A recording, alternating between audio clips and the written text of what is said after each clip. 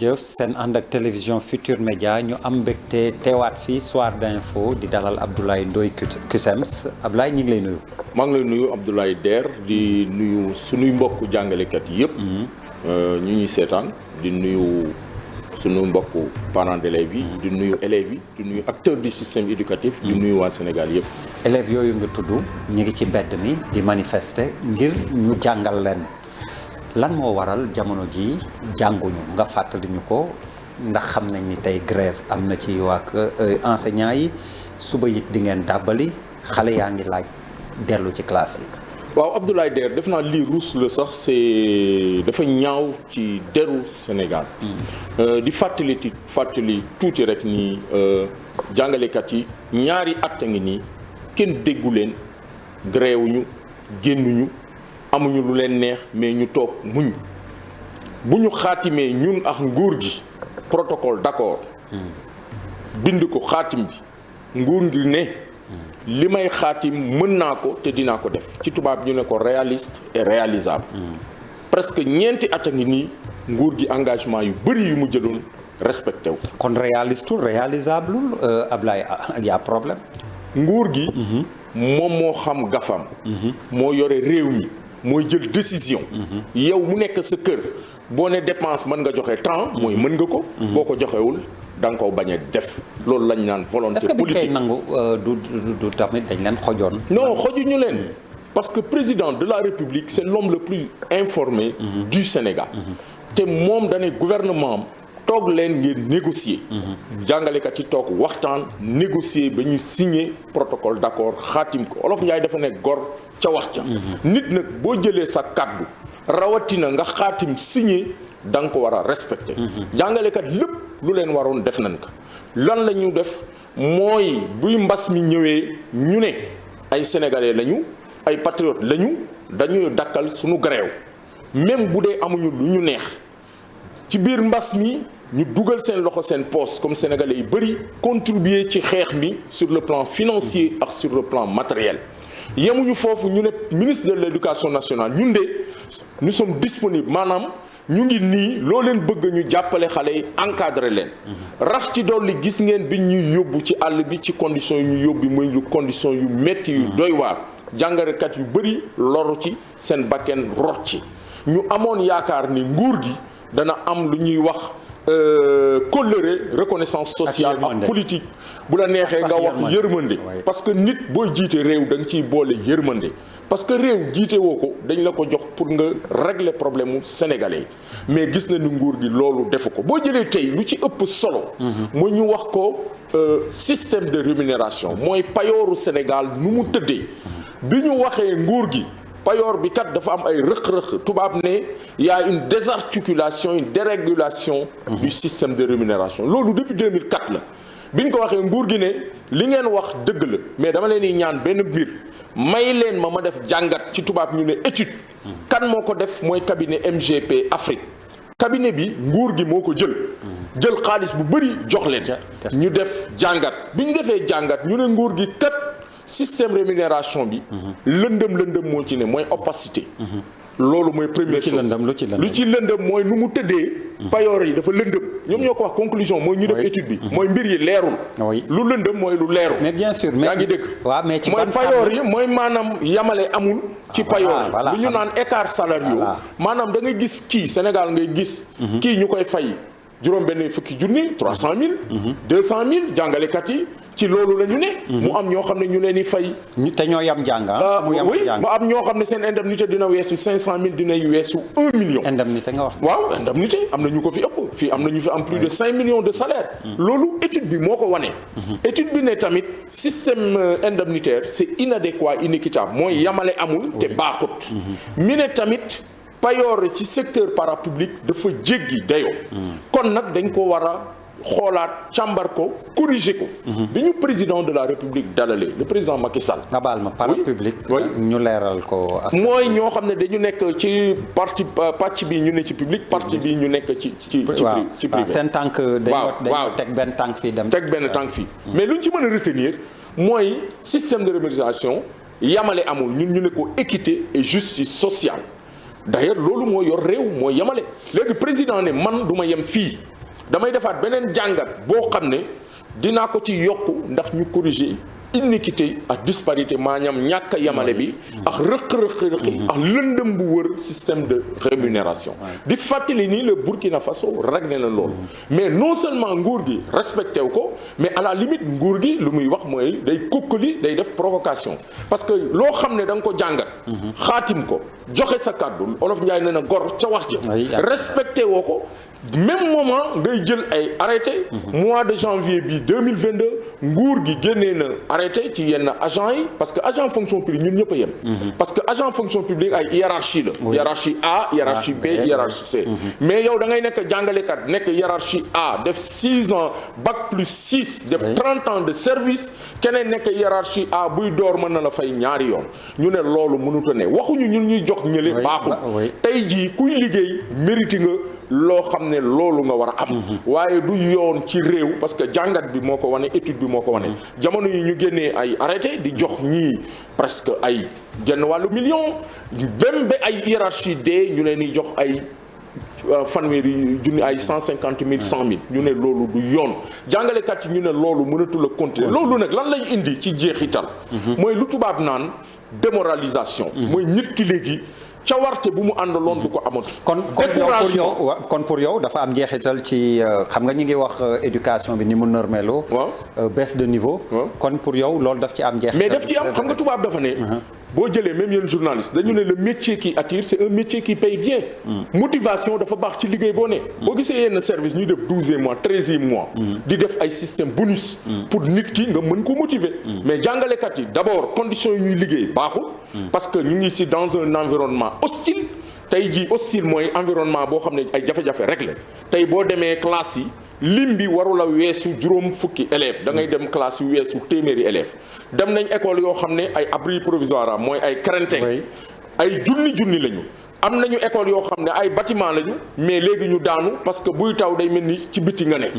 am na école yoo xam ne amul bloc sanitaire maanaam amul gaanukaay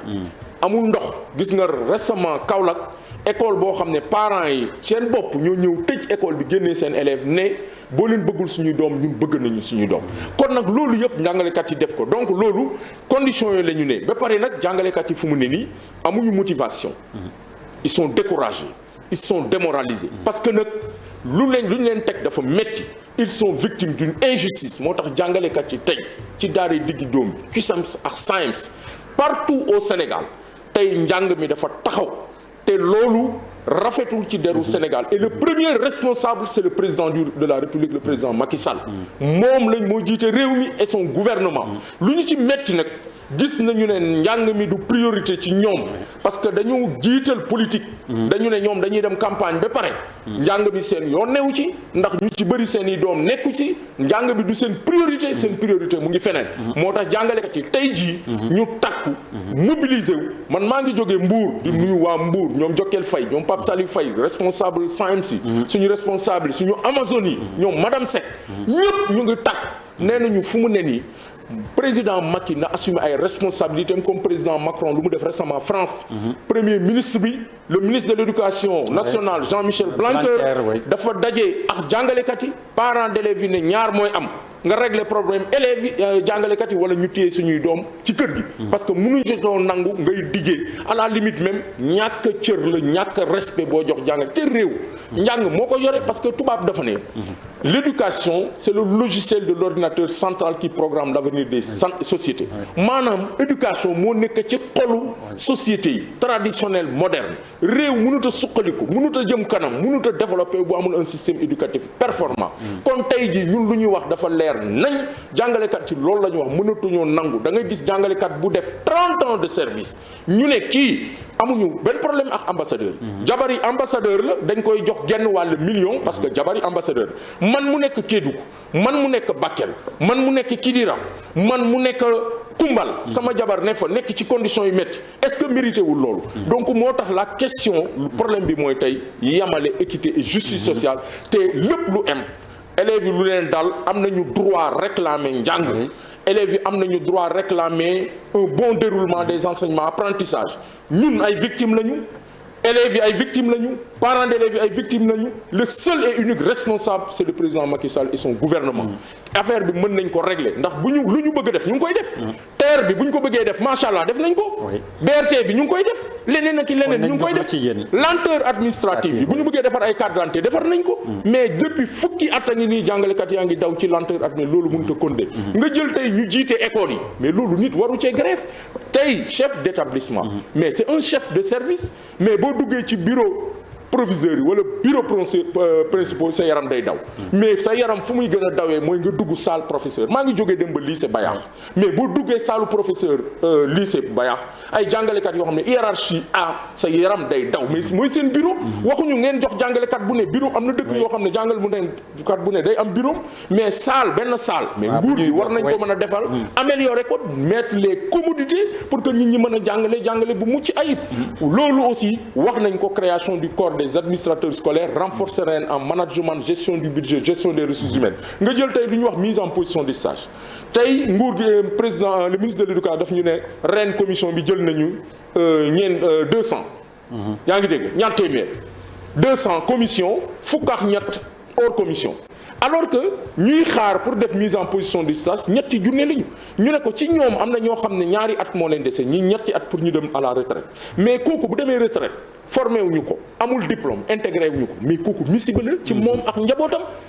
yaa ngi dégg kon dañu ne loolu amul ay quota nañu régler lépp comme formation diplômante formation à distance tey boo jëlee même IA yi inspecteurs yu jiite école parce que ñun système bi la ñu xeexal inspecteur d'académie inspecteur de l'éducation et de la formation mais conditions yi ñuy liggéeyee baaxul moo tax njàng mi dañ ko sàgganee njàng mi dañ ko fooyee ils ont abîmé l'école moo tax jàngalekat yi bii yoon ñu taxaw te nee nañu président Macky Sall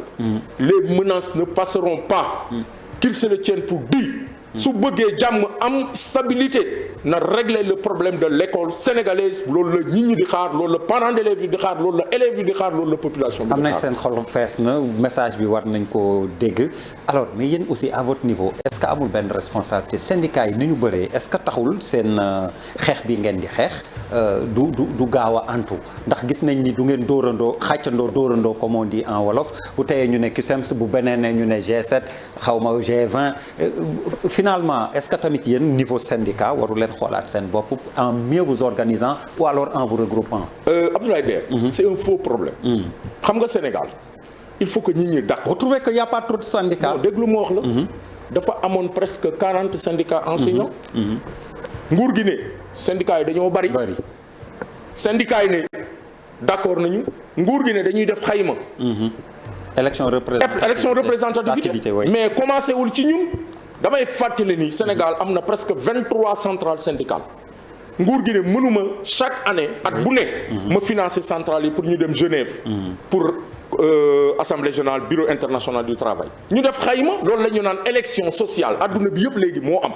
bi ñu ko defee tey ñeenti centrale la nguur gi di waxal centrale yëpp jàngalekat yëpp d'accord nañ ci moom ñun moom la ñuy def dans le secteur de l'éducation waaye Ablaye Nder loolu bu amuloon sax tey ji ma lay wax nii Ablaye Nder waaw mais tey ji ma lay wax nii mais le système est paralysé mooy jàngalekat yi yëpp mobilisé wu nañu est-ce que lii tey même benn classe mais bu ñu la ne Dakar élèves yëpp génn nañ ci biti Saint-Louis élèves yi génn nañu décrété nañ 3 jours ñu ne la Kaolack élèves yi génn nañu ñu ne la Dagana élèves yi génn nañu ñu ne la Richard Toll élèves génn nañu Mbour élèves yi génn nañu Thiès élèves yi génn nañu loolu ku mu tiitalul nga fiy wax ay problème mu unité caaxaan da ngay fontu xam nga luy dëgg mooy jàngalekat yi dans le moyen secondaire dañu takku fu ma dem benn mot la ñuy wax mooy deewoo xam nga luy deewoo mooy dinañu reyante ak nguur gi lu mu diggeex ñun mu def ko te nguur gi foog mu jox ñu cër jox ñu gëdd ju xam ni ñun dañu lu ñu war a def dañ ko def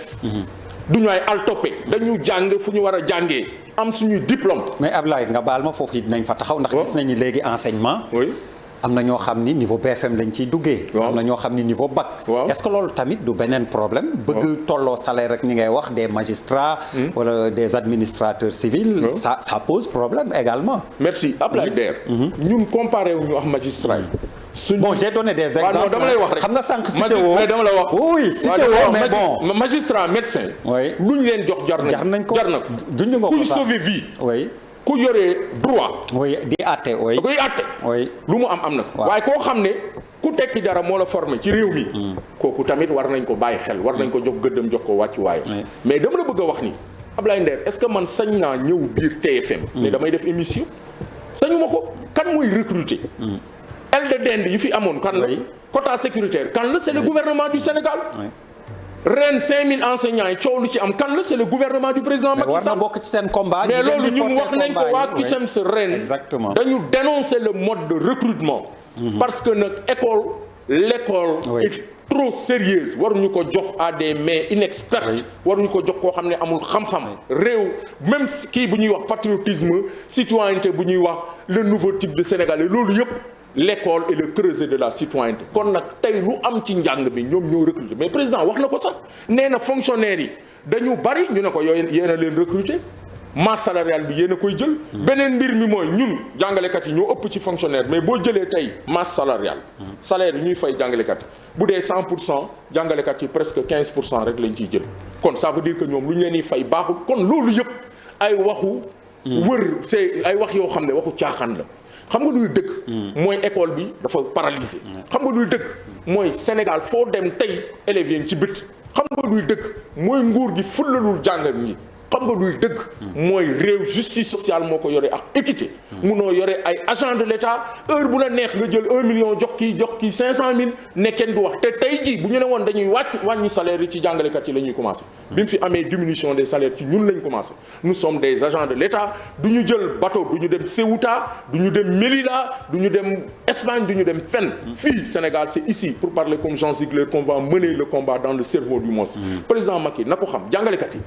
lépp lu mu pare rek jàngalekat yi pare nañ lu ëpp loolu. bu bëggee dal bu bëggee jàmm. bu ñu bëggee réew mi dox ci jàmm njàng mi dem kanam. nañu fexe lu ñu diggee jàngale ak système de rémunération dañ ko war a corriger te dinañ ko corriger yeneen question yi tey jii nan la jàngalekat di jógee 700 kilomètres pour ñëw uti acte de reclassement mais loolu du yoon beneen mbir bu ci gën a garaaw mooy tey jàngalekat yu génn àdduna tey jàngalekat yu bëri dañ génn àdduna mais seen i njaboot dañ tum ranké lu tax trésor continue virer seen salaire lu ñuy wax les comptes dormants mais ba tey affaire bi dafa yéex parce que état bi dafa mel ni mënalul banque yi dara donc état mooy responsable non seulement dañu wane incompétence mais dañu war a incapacité à conduire la politique éducative école bi yàq nañ ko mépriser nañ jàngalekat yi moo tax jàngalekat yi nag nee nañu ñun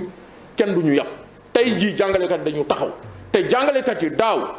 bi fi feebar bi amee ñëpp toog seen kër jàngalekat yee nangu dugg ci ndox mi dugg ci dex yi dugg ci àll bi kee dugg gis nga jàngalekat yi ñu yenu ay baluchon takk kaye yi teg ci kaw simmi seen i yére pour dem defi examen jàngalekat yooyu ñu bëri Thiès Ziguinchor Dakar ñu bëri seen bakkan loru ci ba président de la République en conseil des ministres mu ne les soldats du savoir yéen a nangu taxaw ci kanam ci xeex bi ci guerre bi pour servir la nation sénégalaise ñu ne ko warul yem ci wax rek slogan xam nga lu ñuy xaar mooy lu mu diggee jàngalekat yi mu respecté ko parce que Olof Ndiaye dafa ne góor ca wax ja rax ci dolli nag ñu ngi koy wax na leer nañ tey jii boo jëlee aussi même les indemnités ñu nekk ci CRFPE yi mooy centre de formation fi ñuy former centre ñooñu aussi dañu war a fexe jëmmal seen statut administrateur scolaire dañu war a jëmmal seen statut boo jëlee tey pré DMC yooyu yëpp mais loolu kenn waru ci grève tey jii da nga gis jàngalekat yi ñu recruter récemment gis nga leen ñu doon grève pour ay salaire mais du yoon ma daaneel si nga jël tey Kédougou ñoom bi jaar maa ngi leen di nuyu mais ay jàngalekat yu dem bac administration juum bi muy defar état yi ñu yore leen loo xam ne fajul dara ba tey jii wax nañ ko ministre Mamadou Talla mënuñu ko régler ministre de l'enseignement supérieur mënu ko régler mais réew moomu fu mu jëm moo tax jàngalekat yi nee nañu président na ko xam nag jàngalekat yi taxaw nañ temme te parents d'élèves yi nañu def comme parents d'élèves France dañu takku mobiliser wu ci ginnaaw seen jàngalekat